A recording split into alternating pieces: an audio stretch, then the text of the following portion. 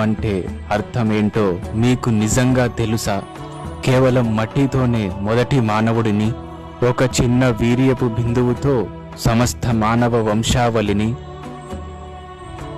అదే మట్టి నుండి సమస్త విశ్వానికి ఆకలి తీర్చే మొక్కలను, ప్రతి జీవరాశికి ప్రాణవాయువైన గాలిని, అలాగే వెలుగును ఇచ్చే సూర్యుడిని, చల్లటి వెన్నెలను పంచే చంద్రుడిని, అలాగే దప్పికను తీర్చే జలంను, రగిలే వెచ్చదనంను ఇచ్చే అగ్నిని సృష్టించిన సృష్టికర్త ఖచ్చితంగా ఎవరో తెలుసా?